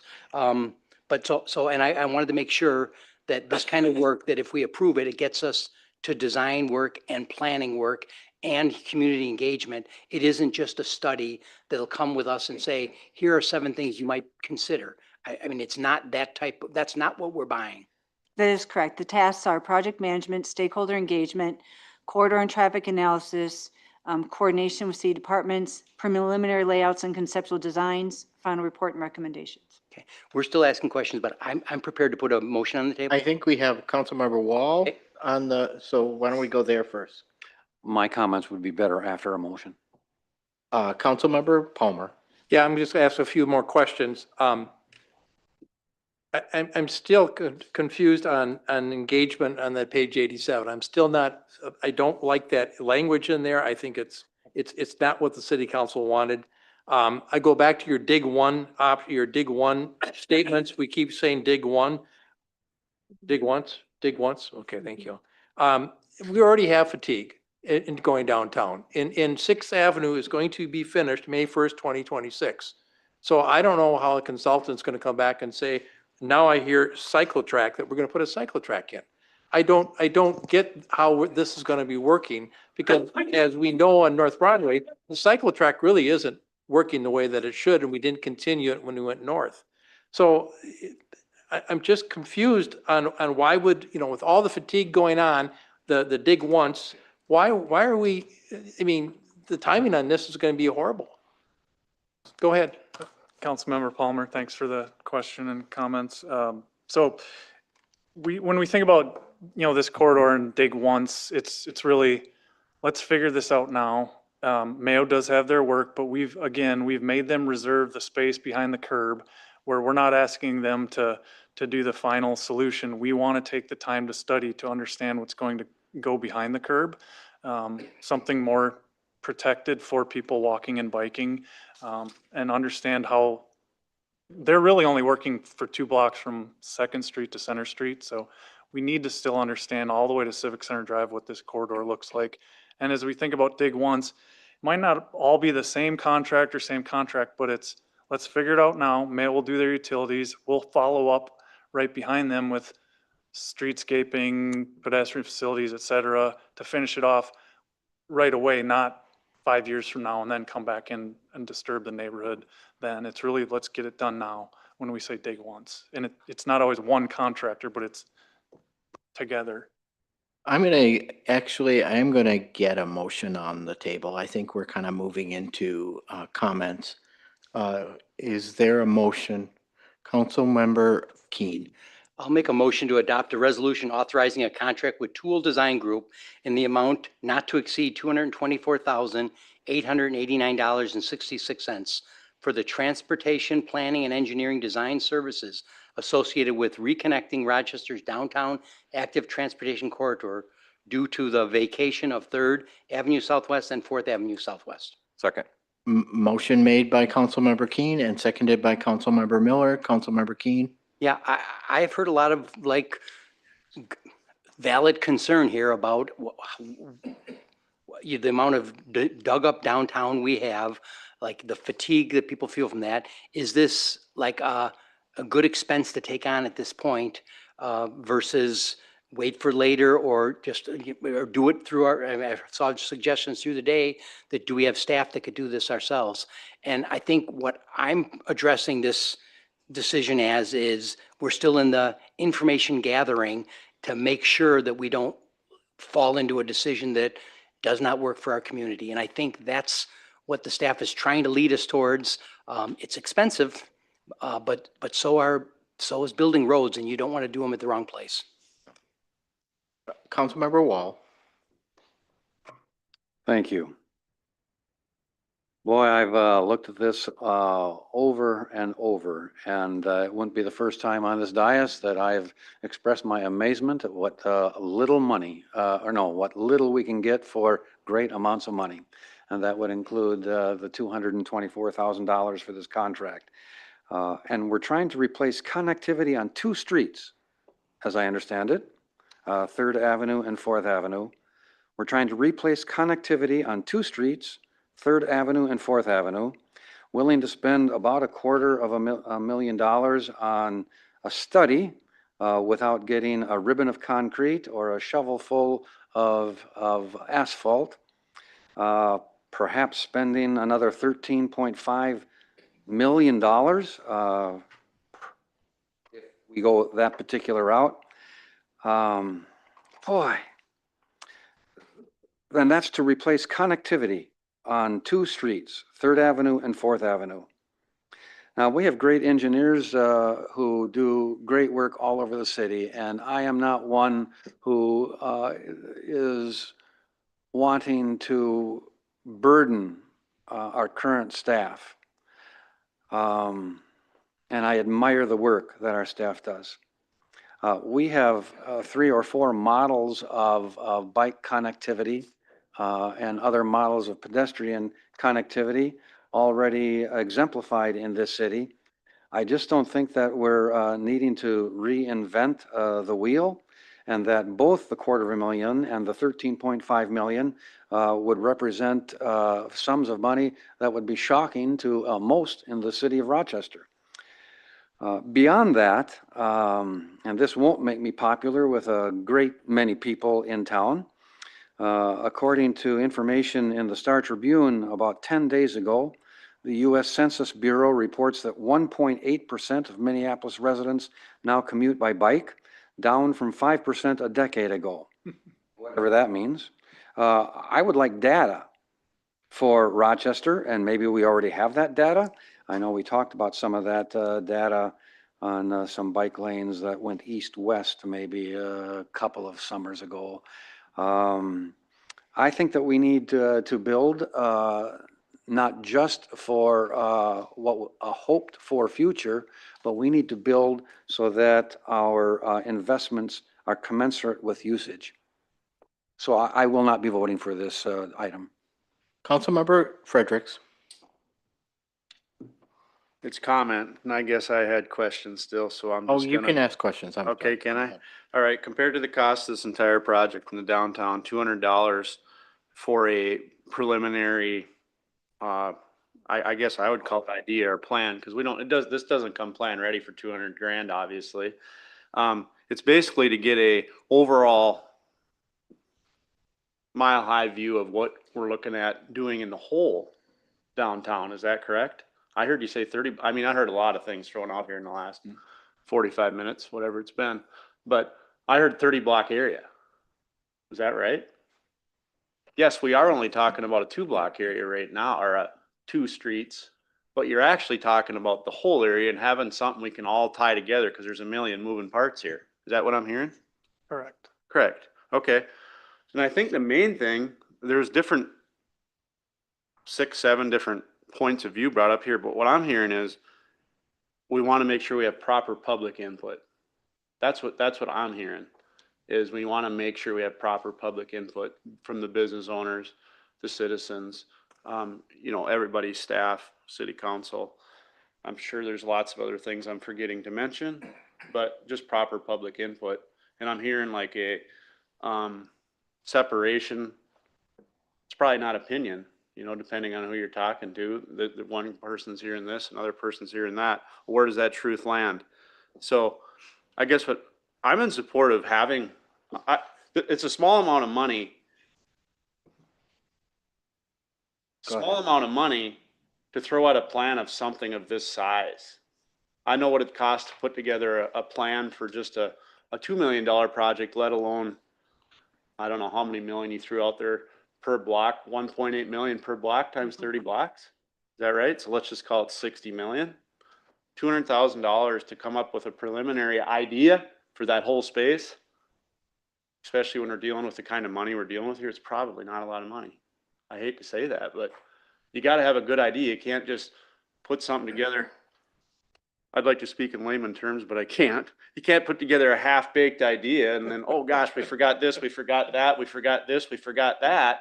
And we look like idiots again. Let's just think about a couple blocks over. Excuse me, at the end of the table, please, a council member is speaking. Thank you, President. So that's a lot of thinking out loud. I'm just a common sense guy. There's obviously a lot of stuff I don't understand when it goes into this stuff, but I understand proper input and I understand a proper plan. I just want to make sure we have that. I actually am going to vote for this because I do want to have a proper idea and plan, but I want to make sure we're giving the citizens and the people that want to speak proper floor time to do that. Thank you, council member. Mayor Norton. Yes, and thank you. My hearing aids were not allowing me to pick up on everything, so I asked for clarification. I apologize for that. A couple things here. One, there's a lot of community engagement. We've had a lot of talk about that this evening, stakeholder versus community and on and on. And the one thing I just want to say right now is that we also have boards and commissions who specialize in different parts of this, whether it be bike ped or planning and zoning or whatever. Please utilize the groups that we've already got organized as part of that. You don't always need to start from scratch. When we have folks we've asked to make decisions and they want to make important decisions, and these are going to be really important decisions. So please use those. Also, to Councilmember Wall's point, I often sit here and have sticker shock. I often sit here and have sticker shock. And yet today, and it's a lot of money, I'm not going to argue with that at all. But today we're talking about spending this amount of money on the whole future of our downtown and the future of this community, which is frankly what DMC money is for. That's what we approved it for, infrastructure. And so I don't feel bad about using that money to make sure we develop properly, as others have just said. I appreciated the comments from my colleague down at the end of the aisle that I accidentally interrupted. I apologize. I think this is what the money is for. And I've watched us, frankly, spend the same or more amount to give to one individual or one business.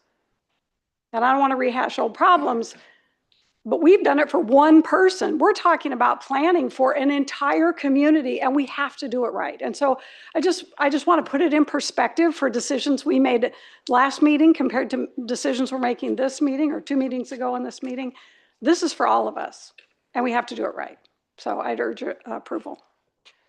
Councilmember Wall.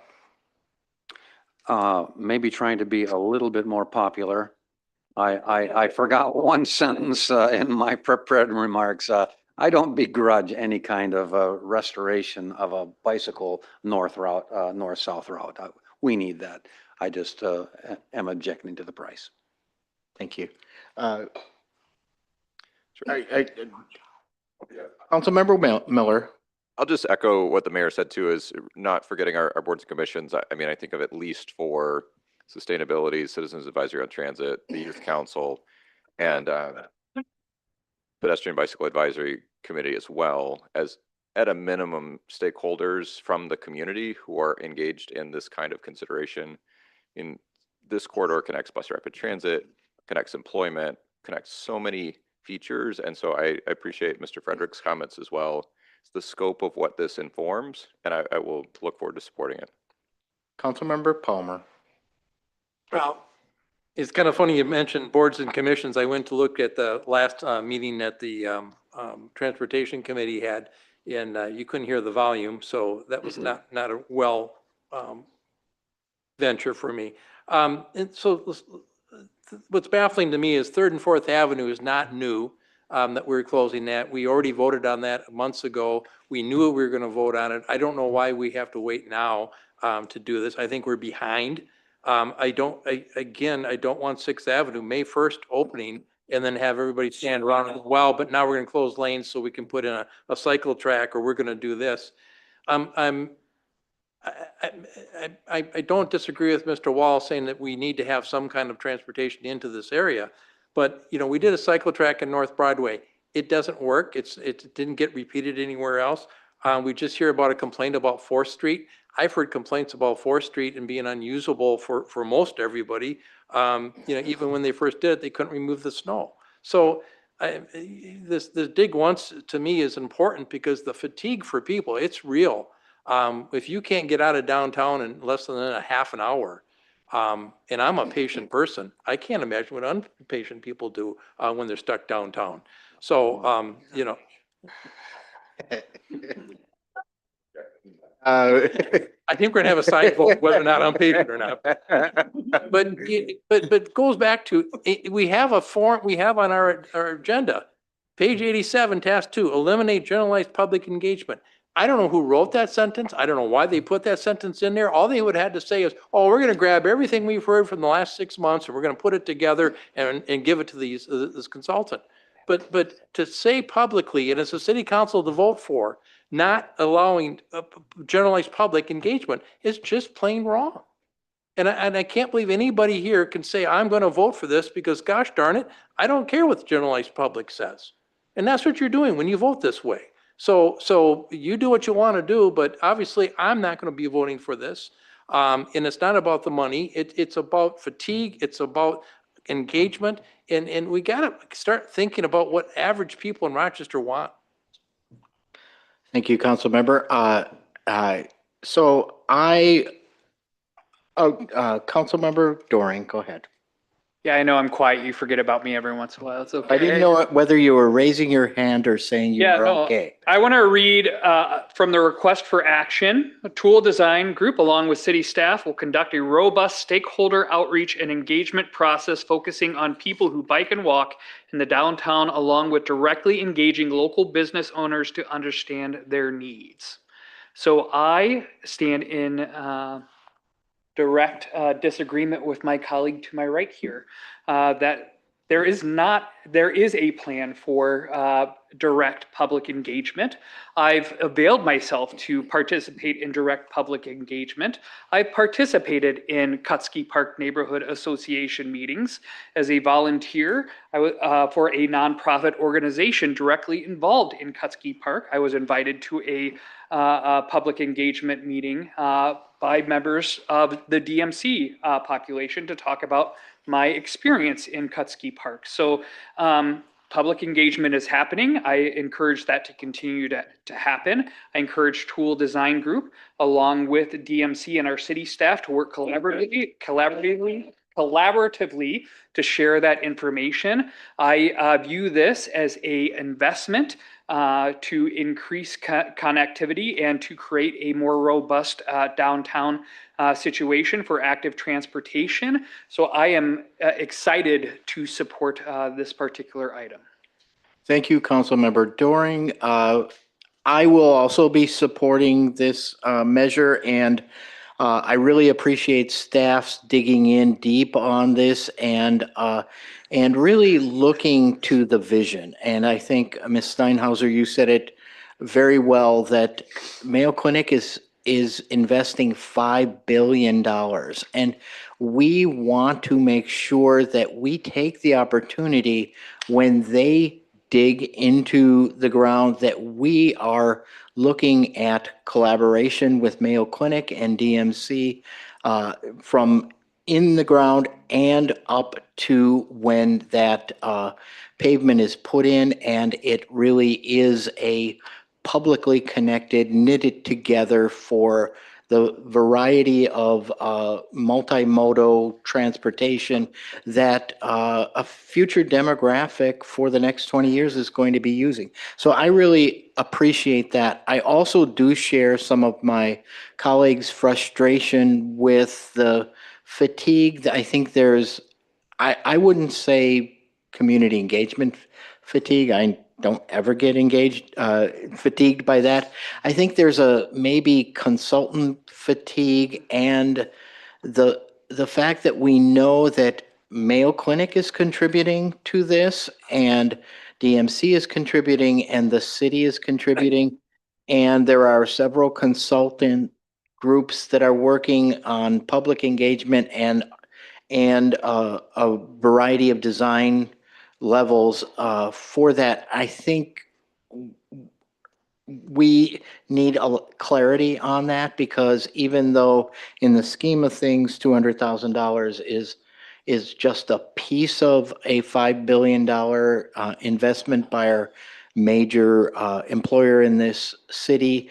But for us, we are watching the public's dollars. So keep that in mind as we move forward, that from my standpoint, I really want to see where those dollar streams are coming from, and where that collaboration is happening between the different entities that are building this vision for the future.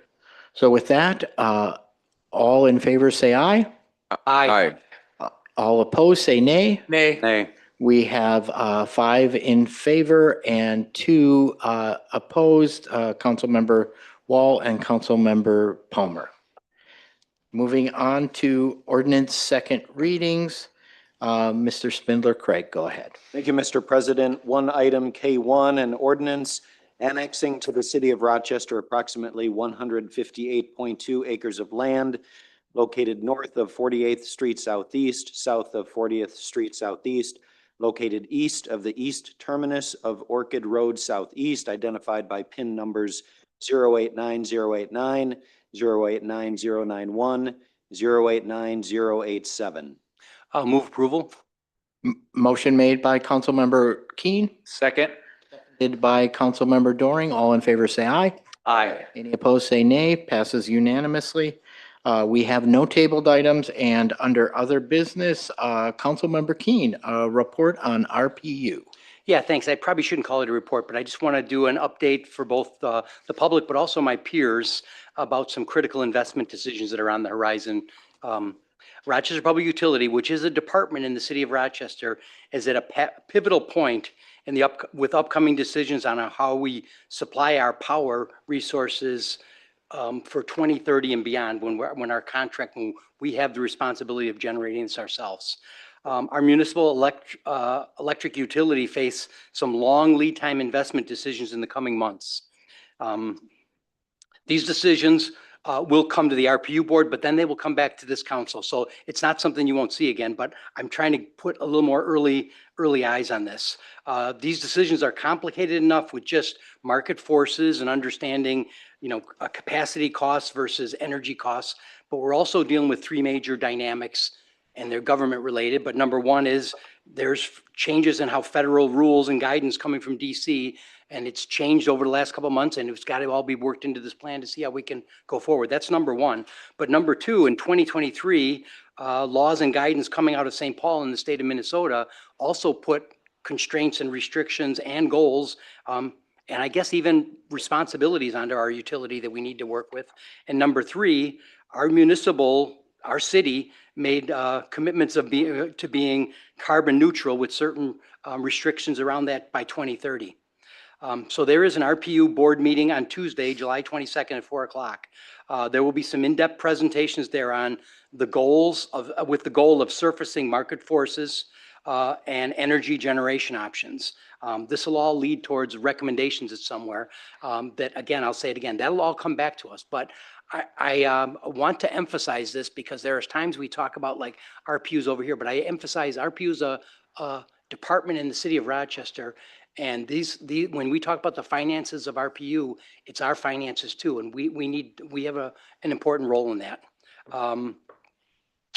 As a council representative at the utility board, I'm working to balance across three main utility goals. Number one is we want to have energy reliability or electric reliability. Our economy and our residents are dependent on on-demand electricity, and we can't make decisions that put that at risk. Number two, we have serious environmental responsibility that reflects our citizenship and also commitments we've made to our future. Decisions in 2025 impact us and our residents in 2050 and 2060. These are really long-term decisions that we're going to live with. And the third, like kind of driving utility goal is rates. We can't do this without concern for what our expenses are and what it costs to live in our city. So that RPU board meeting, there's an in-person thing you can come to at the RPU site at 4000 East River Road. It's also a meeting that if you go online and look for, there's connections to be able to watch it different ways, either through Teams and things like that. And again, I just bring this up because I don't want anyone to be surprised when you start looking at what some of these numbers are and the impact it has, and making sure that we have the options in front of us and we're thinking it through clearly. One other RPU update, and this is from the water side of the business. Sometime over the past year, Rochester or RPU worked with the state of Minnesota. We had a permit to drill a new well, and we were getting it opened, and it has been open and it's working fine. But during that process, we were educated enough that says, you know, we're moving towards the limits of what our water permits are for. And what we heard through the state was, don't come back with requesting another permit to put in a well. And it's kind of shocking because we've been sitting here on this wonderful water supply and it's not really going away, but they're starting to get worried about it because of other things that are happening. And I trust the DNR to know this stuff. And it's driving RPU towards saying, well, wait a minute, why are you coming to us? We're not the only ones in this water thing. And this is not, the water aquifers we use are used by Stewartville and Byron and these other places too. So these groups have started to come together and say, what is our future here? What happens 10 years from now if we grow from a county of 170 to 220? Do we have the water resources? If you look at other bigger cities, we have a wonderful benefit of having all aquifer water here and having, you know, and not having these sort of constraints. But if you look at other places, they start having to say, like, do we have groundwater? Is that part of our water system? Do we need to go to other aquifers that we're not as comfortable with and we need new treatment methods? So there's some of those things that are on the horizon. They're not the kind of things that are going to come here as a problem or something we're going to need to vote on. But I want city leaders and even the public to be aware that these things are out there and they're things being worked by our staff, but they're also things that we should be aware of going forward. The water one is really interesting to me because I have friends that are in New Mexico and California, and the politics of water is really, and I just thought, like, what a great benefit to be sitting on these aquifers. I still think, you know, the amount of water we get and the quality of water is really good. I'm not suggesting that we're in, like, this is a real big problem, but these are the kind of things, both the day-to-day billing at RPU, but also what's going to happen 10 and 20 and 30 years down the road. And since this stuff will come back to this group, I want to talk about this group, but I also want to just talk about it in the public and make people aware that those sort of things, what is our energy sustainability going forward? Are we safe with our water, or do we have major investments in the coming years for that too? So thanks for giving me the microphone, and I'm glad to share that with the community. Thank you for the update, Councilmember. Any other business? Seeing none, is there a motion to adjourn? So moved. Moved by Councilmember Miller, seconded by Councilmember Fredericks. All in favor, say aye. Aye. All opposed, say nay. We are adjourned. Recording stopped.